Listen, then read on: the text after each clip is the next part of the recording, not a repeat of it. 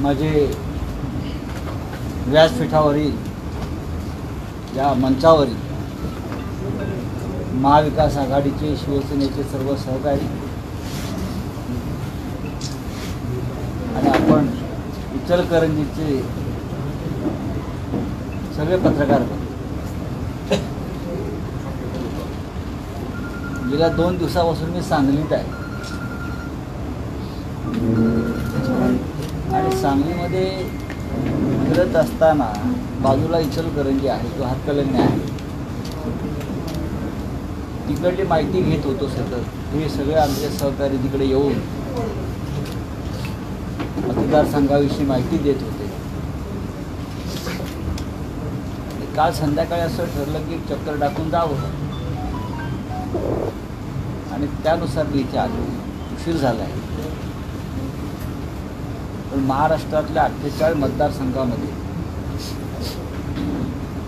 सगळ्यांनाच जावं लागतं। महाविकास आघाडी आहे, मतदारसंघ शिवसेनेचा आहे, काँग्रेसचा आहे, राष्ट्रवादीचा आहे। हे न पाहता आम्ही असं ठरवलं आहे की प्रत्येक मतदारसंघ महाविकास आघाडीचा आपला आहे आणि तिन्ही पक्षाच्या नेत्यांनी या प्रत्येक मतदारसंघात जाऊन प्रचाराची धुरा सांभाळायला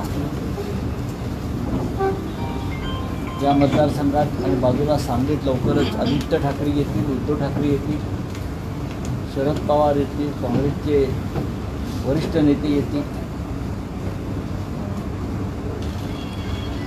पण हा मतदारसंघ इथे मी आता बसलोय आपण सगळे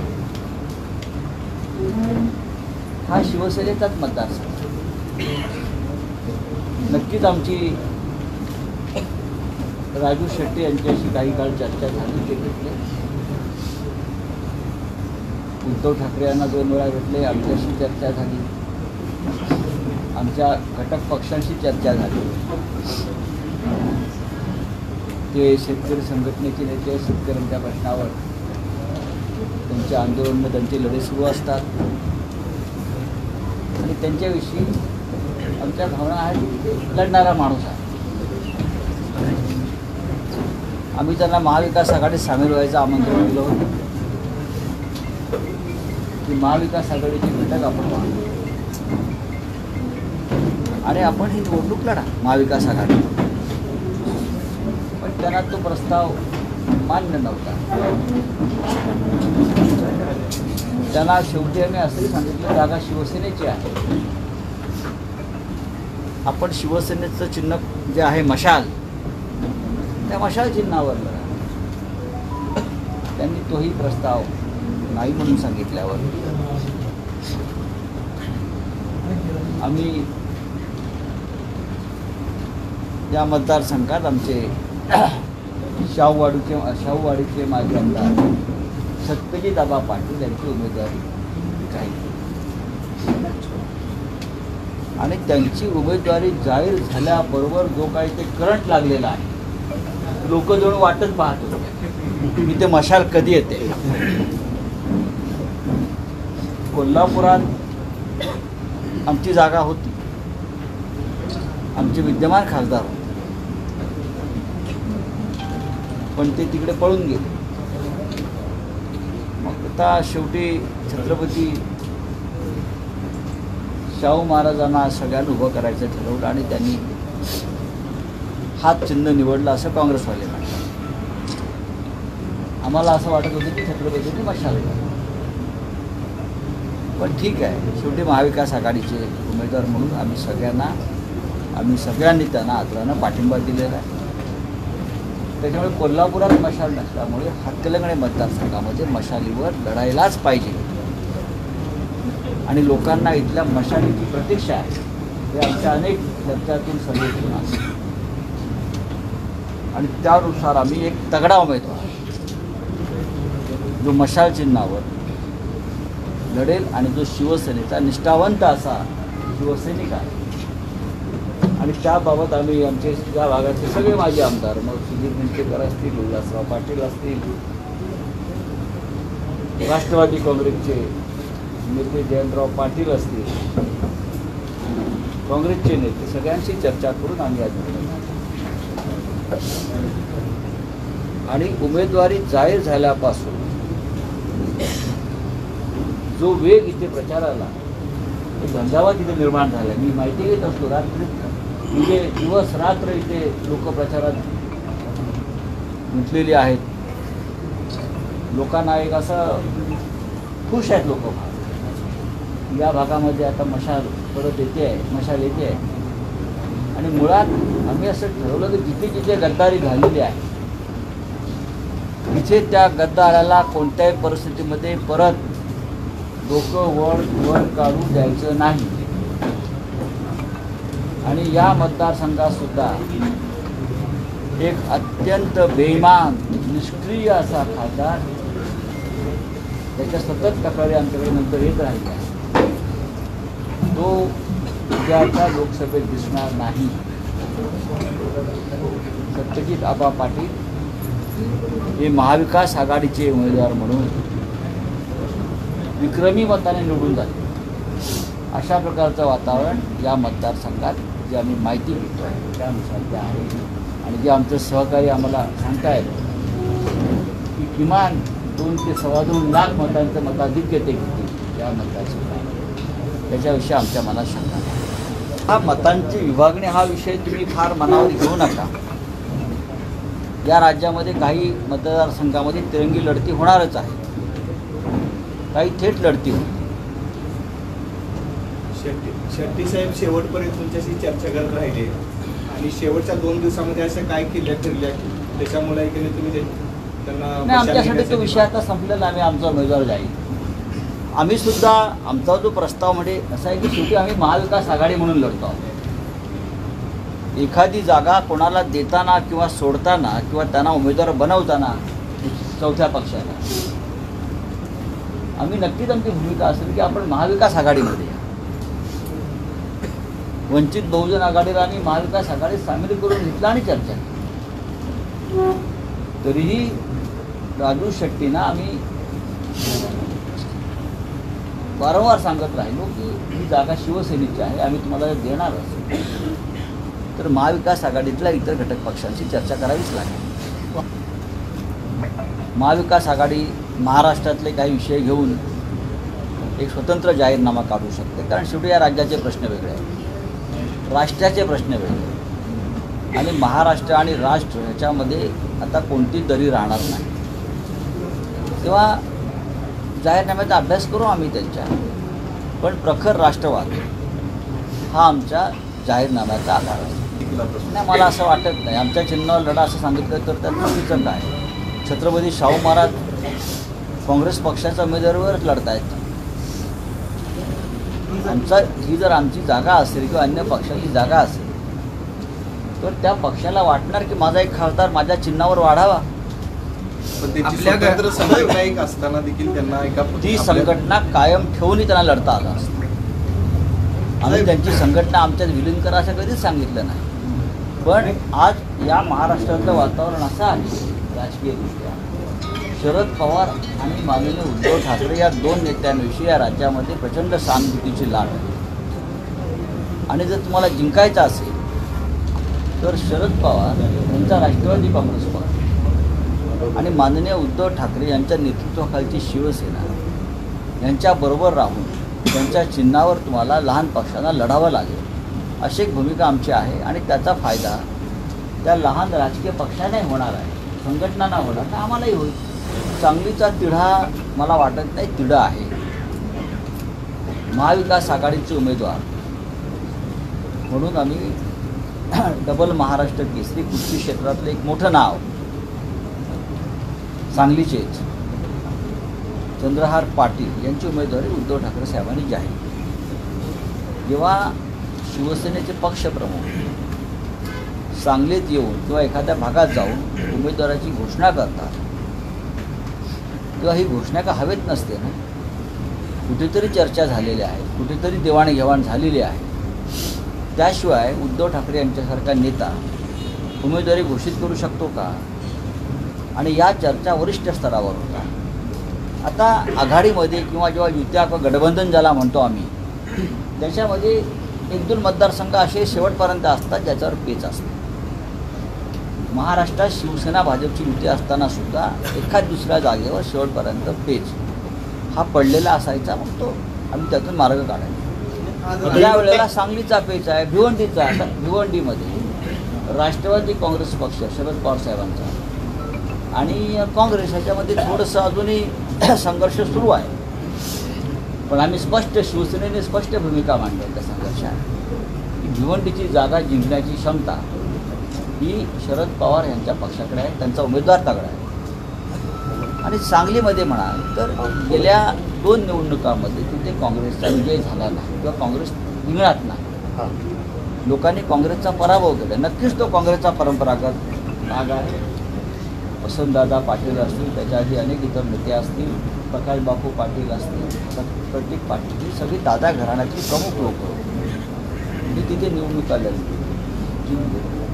याचा अर्थ असा नाही की सामान्य माणसातल्या कुटुंबांना निवडणूक लढू नये.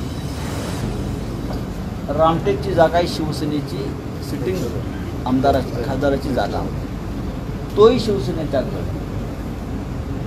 आम्ही ती जागा काँग्रेसला दिली. त्यांना इच्छा होती की आम्ही लढू. आम्ही त्याच्यावरती फार कटोळ दिली नाही की आमच्या गड आहे, तिथे आमचे 5 वेळा खासदार झाले, 5 वेळा. कोल्हापूरची बाजूची जागा आहे, आम्ही तिथे 30-35 वर्ष लढतो आहोत सातत्यानं. हार जीत होते आहे. आता तर विद्यमान खासदार होते. आता आपण ती जागा घेऊन छत्रपतींसाठी जर मोकळी केली असती तर त्याच्यावरती आमचा काही वाद नाही. अमरावती आमचा सातत्यानं जिंकणारा मतदारसंघात काँग्रेसला आम्ही दिलेला आहे. त्या संदर्भात सुद्धा जर तुम्ही जिंकणार असाल, तुमच्याकडे चांगले उमेदवार असतील तर आपण लढायला नाही. धैर्यशील माने जेव्हा आमचे खासदार होते तेव्हा त्यांनी या प्रश्नावरती खरं म्हणजे ही निवडणूक लढवली गेली त्या काळामध्ये. आता जे काँग्रेसचे किंवा राष्ट्रवादी काँग्रेसमधून जे नेते भाजपला सामील झालेले आहेत त्यातले एक हसन मुश्रीफ आहे. हसन मुश्रीफांनी दूधगंगेचं पाण्यासंदर्भात जे वक्तव्य केलं होतं, रक्ताचे पाट वाहतील, खरं म्हणजे हा प्रश्न तुम्ही त्यांना विचारायला हवा. त्यांचं सरकार आहे काय? इचलकरंजीच्या लोकांना पाणी मिळवण्याचा हक्क आणि अधिकार नाही आहे का? आहे ना. हे सरकार जे आता आलेलं आहे गेल्या काही वर्षापासून, एकनाथ शिंदेंचं किंवा अजित पवारांचं, देवेंद्र फडणवीसांचं, त्या सरकारमध्ये धैर्यशील माने इकडले खासदार हे फार महत्त्वाची भूमिका बजावताना दिसत आहेत. त्यांना जर 50-50 खोके, 100-100 खोके मिळू शकतात पक्ष बदलण्यासाठी, तर इचलकरंजीच्या लोकांना पाणी का मिळू नये? त्यांची मागणी साधी आहे पाण्याची. आणि त्यासाठी पाण्यासाठी कोणी रक्ताचे पाठ वाहतील अशा प्रकारची भाषा जबाबदार व्यक्ती करत असेल, ज्याचा एक पाय तुरुंगात होता कालपर्यंत, ज्यांच्यावर ईडीने फास आवडला होता, अशा व्यक्तीने अशी भाषा करू नये. पण नक्कीच नवीन खासदार येतील, नवीन खासदार येतील, निवडून येतील.